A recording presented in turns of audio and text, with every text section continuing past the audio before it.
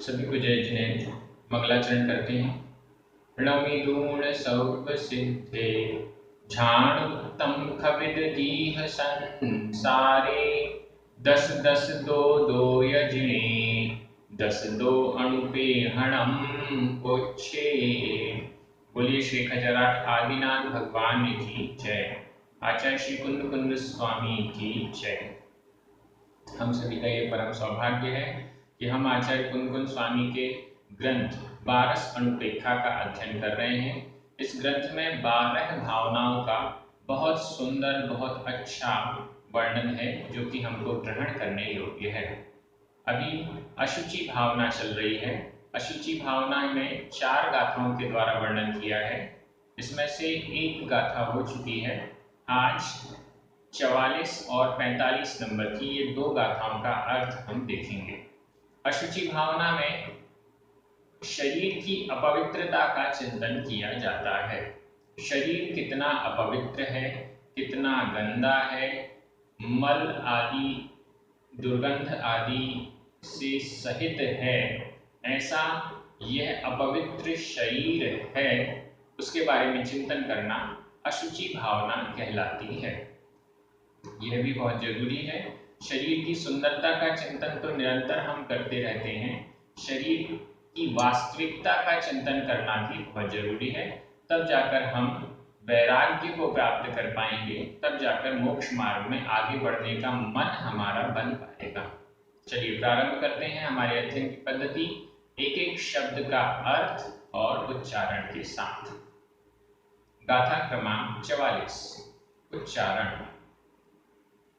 दुर्गंधम दुर्गंधम वीबच्छम वीबच्छम कलिमलभरिदम कलिमलभरिदम अचेदनम अचेदनम मुक्तम मुक्तम सडण पडण सहावम सडण पडण सहावम। आधा सा पूरा सा, 2 सा है यहाँ पर।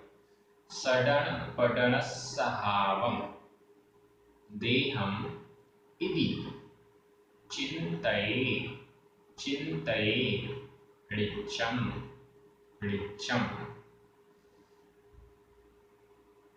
दुर्गंधम वीभच्छम दुर्गंधम वीभच्छम कलिमलभरिदम अचेदनम मुक्तम कलिमलभरिदम अचेदनम मुक्तम सडणपडण सहावम सडणपडण सहावम देहम इति चिंतये ऋच्छम देहम इति चिंतये ऋच्छम।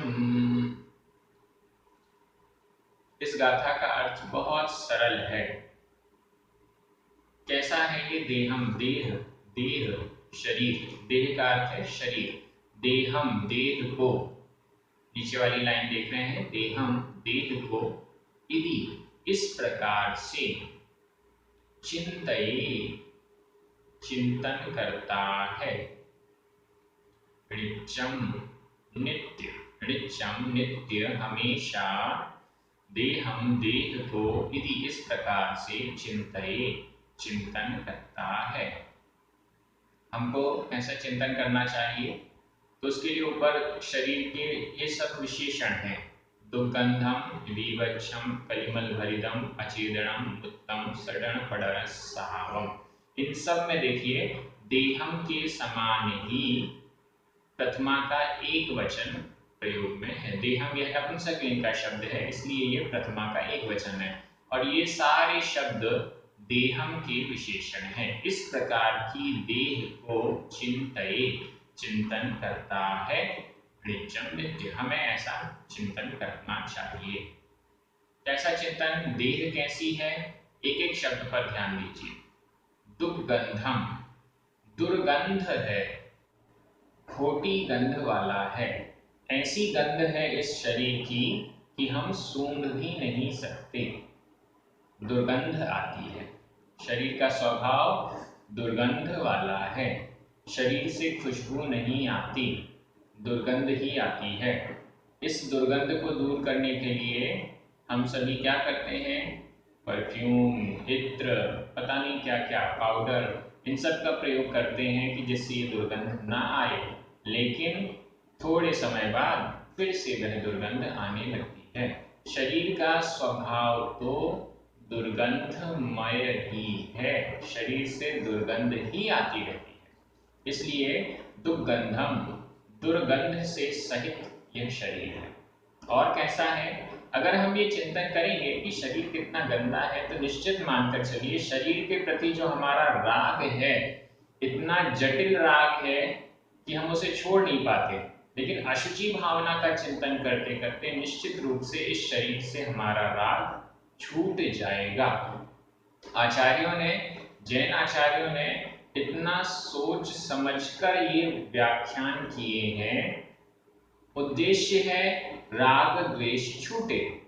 अब सबसे ज्यादा करीबी है शरीर।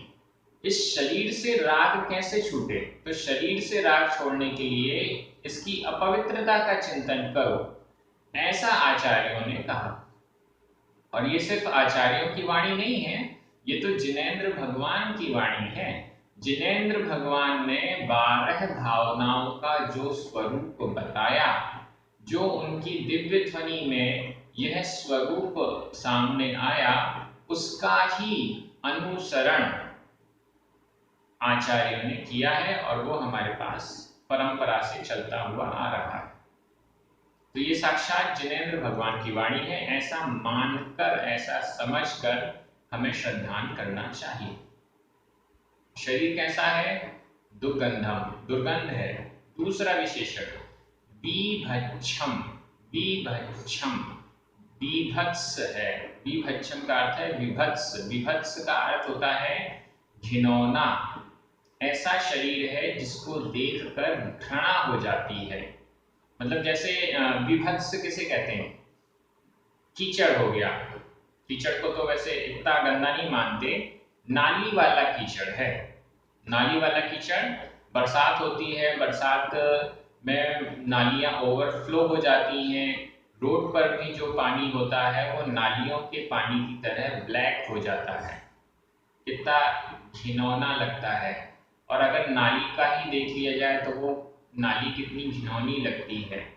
ऐसा ही हमारा शरीर है, इससे अच्छा नहीं है, इतना ही गंदा, इतना ही बीभत्स है। कली मल भरिदम। कलिमल, कलिमल का अर्थ होता है दुर्गंधी, दुर्गंधी, बदबू।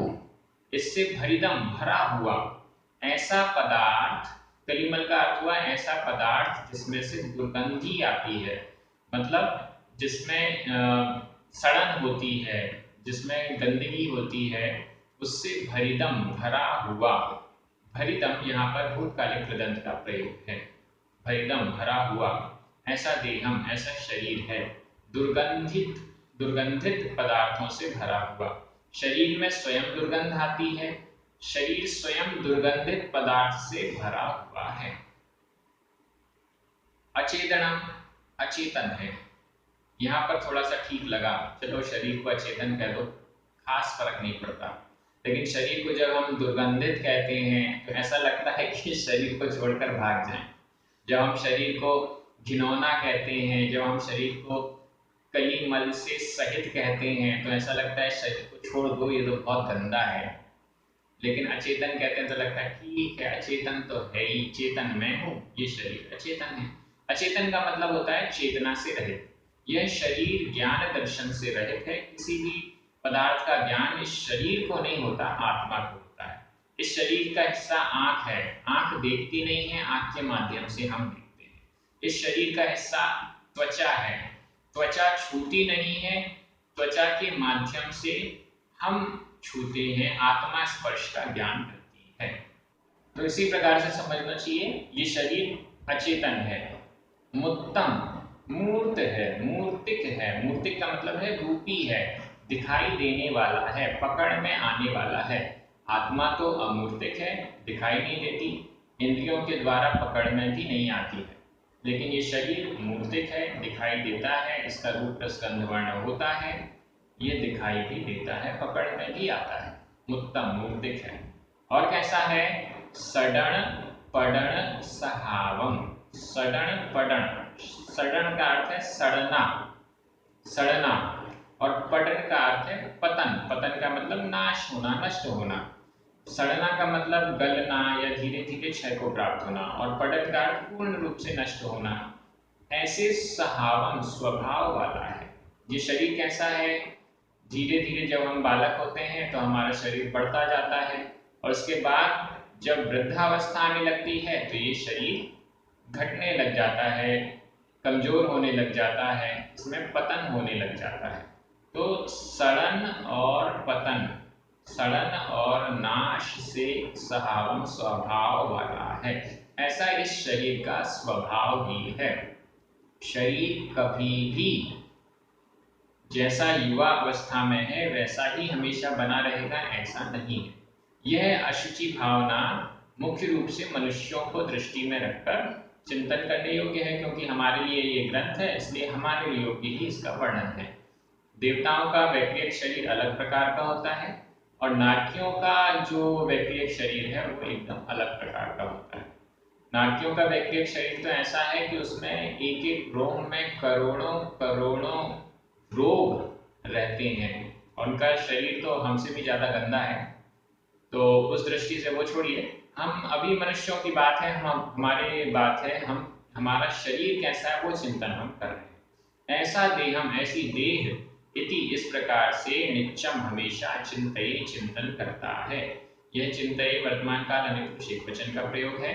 चिंतये, कौन चिंतन करता है? ज्ञानी पुरुष, सम्यक ज्ञानी जीव, ज्ञानी पुरुष। अब इसमें चाहे गृहस्थ हो या मुनिराज हो, देखिए ये 12 अनुपेक्षा ग्रंथ, 12 भावनाएं गृहस्थ के लिए भी उतनी ही आवश्यक है जितनी मुनियों के लिए, गृह त्यागियों के लिए। दोनों के लिए ये 12 भावनाएं बहुत ज्यादा इम्पॉर्टेंट हैं। अगर गृहस्थ होते हुए हम इन 12 भावनाओं का चिंतन करते हैं तो आगे हम मोक्ष मार्ग में बढ़ने के लिए अपने आप को मजबूत करेंगे। और मुनि महाराज जी या साधु आदि साधुनियां या जो भी गृह त्यागी हैं वो इनका चिंतन करते हैं तो वे भी निश्चित रूप से अपने सम्यक दर्शन, सम्यक ज्ञान और सम्यक चारित्र को मजबूत करते हैं, दृढ़ करते हैं। तो इस दृष्टि से 12 भावना सभी के लिए बहुत जरूरी है। शरीर का पंच परमेष्टि का चिंतन तो बहुत किया गया, धर्म का चिंतन, भगवान का चिंतन, स्वर्ग नरक सबका चिंतन किया गया, लेकिन शरीर का चिंतन भी जैन दर्शन कहता है कि शरीर का चिंतन भी करो। हम भी शरीर का चिंतन दिन रात करते हैं, लेकिन हम शरीर की सुंदरता का चिंतन करते हैं और शरीर की सुंदरता का ध्यान रखते हैं कि थोड़ा भी गाल में कुछ लग गया तो साफ कर लो, आईने में कुछ गड़बड़ दिख रहा है, कुछ ऐसा कर लो वैसा कर लो। दिन रात मेकअप करने में ही लगे रहते हैं, लेकिन हमें ये भी समझना होगा कि यह सब सुंदर दिखाने का काम, यह तो हम समझते ही हैं कि हम ये बदसूरत शरीर है इसलिए तो उसे सुंदर बनाने के लिए मेकअप कर रहे हैं। क्यों करते हैं मेकअप? क्यों काला है तो गोरा करने के लिए क्रीम लगाई जाती है, या कुछ गड़बड़ है तो उसके लिए दूसरी क्रीम लगाई जाती है, पाउडर लगाया जाता है, परफ्यूम क्यों लगाया जाता है, दुर्गंध आ रही है तो परफ्यूम लगाया जाता है। हम समझते हैं कि ये शरीर गंदा है, लेकिन हम ये कोशिश करते हैं कितना भी गंदा रहे इसको हम साफ कर लेंगे, सुंदर कर लेंगे। ये हम कोशिश करते हैं जो कि थोड़े समय के लिए कामयाब होती है या वो भी नहीं हो पाती, तो इसका भी हमें चिंतन करते रहना चाहिए। चलिए गाथा क्रमांक 45 उच्चारण। रस रुधिर रुधिर मंस मेदठी मेदठी, आधा ट ठ बड़ी की मात्रा, मेदठी। मज्ज संकुलम मज्ज संकुलम, मुत्त पूय बहुलम मुत्त पूय बहुलम, दुर्गंध मशुचि मशुचि मशुचि, चम्ममय, चम्ममय, मणिच्च, मणिच्च, मचेदणम, पडणम, पडणम, रसरुहिर्मंस मेदठी, रसरुहिर्मंस मेदठी, मज्ज संकुलम मुत्त, मुत्तपूय बहुलम, मज्ज संकुलम मुत्तपूय बहुलम, दुर्गंधमशुचिचम्म, दुर्गंधमशुचिचम्म, मयमणिच्चं, मयमणिच्चमचेदणं पडणं, मयमणिच्चमचेदणं पडणं। गाथा के शब्द थोड़े से आपस में संधियां हैं, इससे थोड़ा सा आपको कठिन लग रहा होगा। संधि विच्छेद कर लेंगे तो एकदम सरल लगने लगेगा। चलिए देखते हैं शरीर कैसा है, शरीर का क्या स्वभाव है, शरीर का कैसा चिंतन करना चाहिए। रस, रुधिर, मंस, मेदठी, मज्ज, संकुलम, ये पहला विशेषण। वो पिछली गाथा में जो देहम शब्द आया था उसके ही विशेषण चल रहे हैं। दूसरा विशेषण मुक्त पूय बहुलम।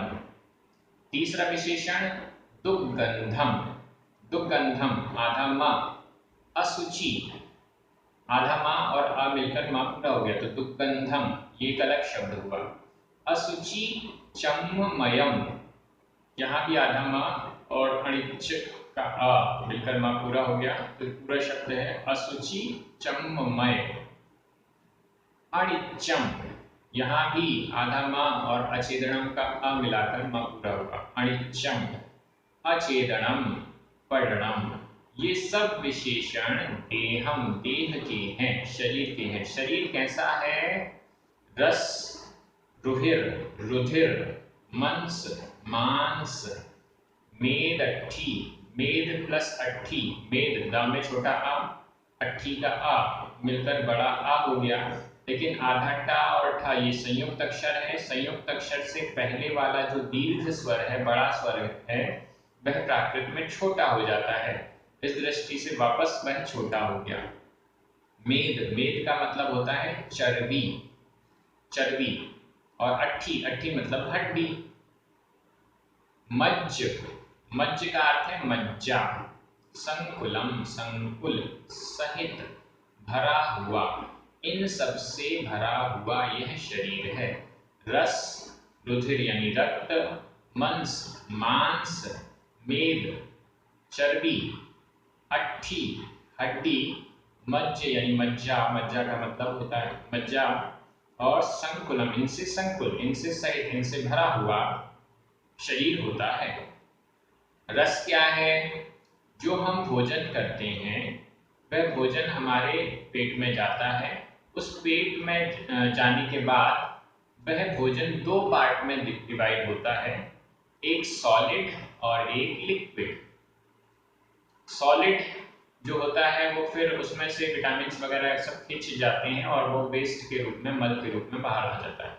लिक्विड है, लिक्विड के भी, लिक्विड को ही, इसको ही रस कहते हैं। इस रस से ही रक्त आदि सारी चीजें बनती हैं और फिर जो बचा हुआ पार्ट रहता है वो मूत्र के रूप में निकल जाता है। तो रस, रस के बाद रक्त, तो ये रस कैसा है? गंदा ही है। रक्त, खून, खून कैसा है? गंदा है। मांस, चर्बी, मज्जा, ये सारी चीजें, हड्डी, ये सब ऐसे ही हैं, खराब हैं, अपवित्र हैं। अगर ये सामने कोई हड्डी का ढांचा दिखने लगेगा तो लोग तो डर जाते हैं, ये तो भूत है। कोई हड्डी पड़ी हुई दिखे तो डर जाते हैं। इस दृष्टि से ये जो शरीर है वो महा अपवित्र है।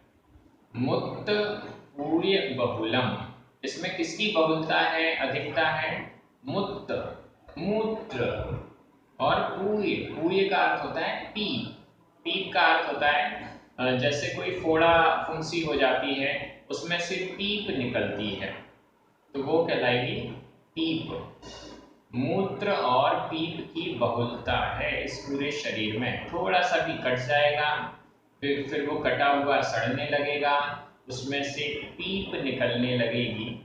गंदा पदार्थ निकलने लगेगा जिसको देखकर सबको घृणा होती है, ऐसी बहुलता इस शरीर में है।